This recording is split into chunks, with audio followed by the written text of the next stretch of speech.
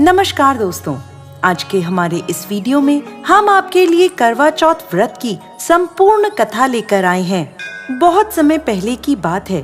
किसी साहूकार के 7 बेटे थे और उनकी एक बहन करवा थी। सभी सातों भाई अपनी बहन से बहुत प्यार करते थे, यहाँ तक कि पहले उसे खाना खिलाते, फिर स्वयं खाना खाया करते थे। एक दिन जब करवा चौथ का व्रत आया तो करवा अपने ससुराल से मायके आई हुई थी।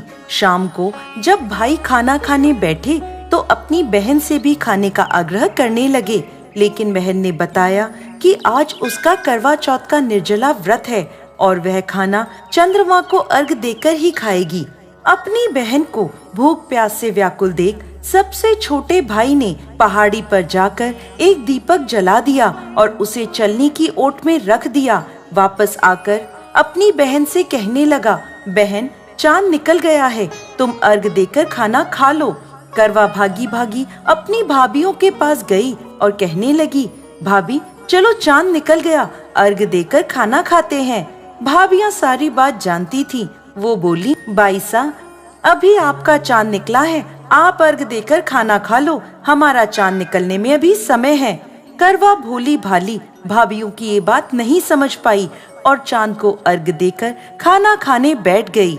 जैसे ही पहला निवाला तोड़ा तो उसे छींक आ गई, दूसरा निवाला तोड़ा तो उसमें बाल निकल आया और तीसरा निवाला तोड़ते ही उसके ससुराल से खबर आ गई कि जैसी भी हालत में है तुरंत अपने ससुराल पहुँचे। सेठानी करवा को विदा करने के लिए जैसे ही कपड़े निकालने लगी तो कभी उसके हाथ में काला कपड़ा आए तो कभी सफेद। ये देखकर सेठानी को बहुत चिंता हुई और वह करवा से बोली, बेटा रास्ते में जो भी मिले उन सबके पैर छूती जाना।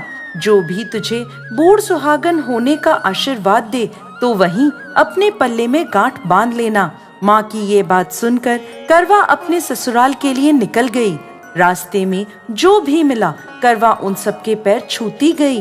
सभी उसे खुश रहो, सुखी रहो यह आशीर्वाद देते रहे, लेकिन किसी ने भी उसे बूढ़ सुहागन होने का आशीर्वाद नहीं दिया। अब करवा जैसे ही अपने ससुराल पहुंची तो घर के आंगन में छोटी ननद खेल रही थी। करवा ने जैसे ही ननद के पैर छुए तो वो बोली, खुश रहो, सुखी रहो, बूढ़ सुहागन हो, दूधो नहाओ, पूतो फलो। छोटी ननद के ऐसा आशीर्वाद देते ही करवा ने अपने पल्ले पर गांठ बांध ली। जैसे ही वो अंदर गई तो देखती है आंगन में उसके पति का शव रखा था और उसे ले जाने की तैयारी की जा रही थी। यह देखते ही करवा रोने लगी, विलाप करने लगी और कहने लगी, मैं इन्हें कहीं नहीं ले जाने दूंगी, इन्हें कहीं मत लेके जाओ। जब कोई भी उसकी बात नहीं माना तो वो बोली, मैं भी इनके साथ चलूंगी। सभी ने विचार किया कि साथ में ले चलते हैं इसको। सभी के साथ करवा शमशान घाट पहुंच गई। जब पति के अंतिम संस्कार का समय हुआ तो वह बोली, मैं इन्हें नहीं जलाने दूंगी। सब कहने लगे, पहले तो अपने पति को खा गई, अब उसकी मिट्टी भी खराब कर रही है, लेकिन करवा ने किसी की एक ना सुनी। सभी लोगों ने आपस में विचार विमर्श किया और उसको शमशान में ही एक झोपड़ी डलवा दी। उस झोपड़ी में करवा अपने पति को लेकर रहने लगी। अब करवा सुबह शाम अपने पति की साफ सफाई करती और उसके पास बैठी रहती थी। सुबह शाम छोटी ननद आकर उसे खाना पानी दे जाया करती थी। अब वह हर महीने की चौथ का व्रत करने लगी। व्रत करती, चंद्रमा को अर्घ देती और जब पूजा करने बैठती तो चौथ माता प्रकट होकर कहती, करवो ले, घड़ी बुखारी करवो ले, भाइयों की प्यारी करवो ले। तो करवा उनसे अपना सुहाग मांगने लगती। हर महीने की चौथ माता उससे कहती, तेरा सुहाग हमने नहीं, सबसे बड़ी चौथ माता ने लिया है, उनसे अपना सुहाग मांगना। ऐसे करते करते अश्विन की चौथ आई तो करवा उनसे कहने लगी, माता मैं 12 महीने से यहाँ बैठी चौथ का व्रत कर रही हूँ, अब तो मुझे मेरा सुहाग वापस लौटा दें। तब अश्विन की चौथ माता करवा से कहने लगी, तेरा सुहाग हम नहीं लौटा सकते, तुझसे बड़ी कार्तिक की चौथ माता नाराज हैं, यदि तू अपने पति के प्राण वापस चाहती है तो उनके पैर पकड़ लेना और उनके पैर छोड़ना मत। 16 श्रृंगार का सारा सामान तैयार रखना। ऐसा कहकर चौथ माता अंतर्ध्यान हो गईं। जब कार्तिक की बड़ी चौथ आई तो करवा ने अपनी छोटी ननद से 16 श्रृंगार का सुहाग का सारा सामान मंगवाया। जब ननद ने जाकर माँ को यह बात बताई तो सास बोली, पागल हो गई है, जो मांगती है दे आओ। छोटी ननद सुहाग का सारा सामान लाकर करवा को दे देती है।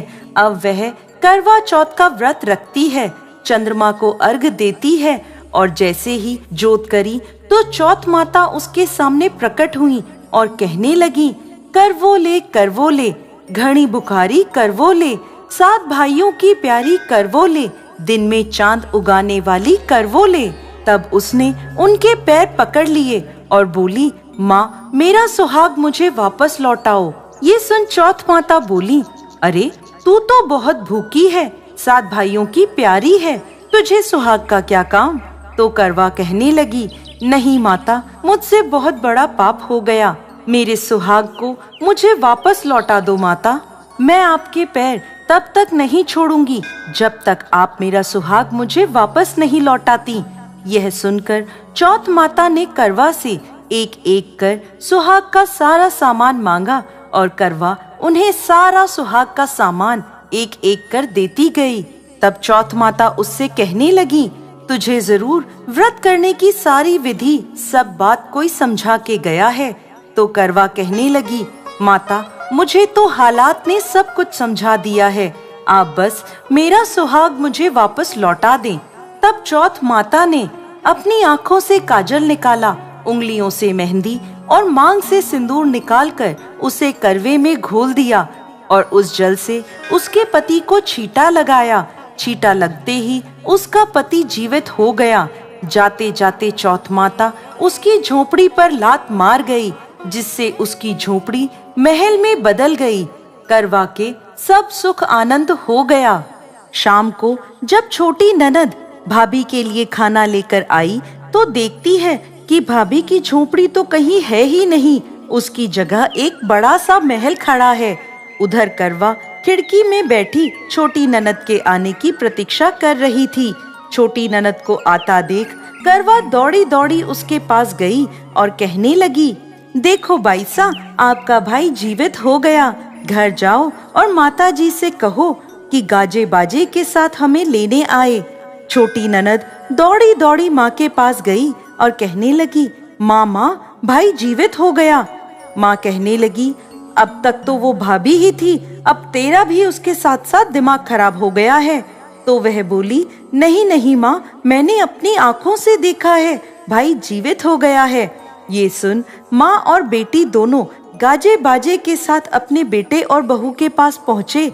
बेटे को जीवित देख सास बहू के पैर छूने लगी और बहू सास के पैर छूने लगी और कहने लगी, माताजी देखो आपका बेटा जीवित हो गया। तो सास बोली, बहू मेरा बेटा नहीं, तेरा पति जीवित हो गया। मैंने तो साल भर पहले ही इसका अंतिम संस्कार कर दिया था, ये तो तेरे भाग्य से वापस आया है। हे चौथ माता, जैसी पहले साहूकार की बेटी के साथ करी वैसी किसी के साथ मत करना, और बाद में जैसे करवा के पति को लंबी आयु दी वैसे ही इस कथा को कहने वाले, सुनने वाले और हुंकारा भरने वाले सब पर कृपा करना। जय चौथ माता।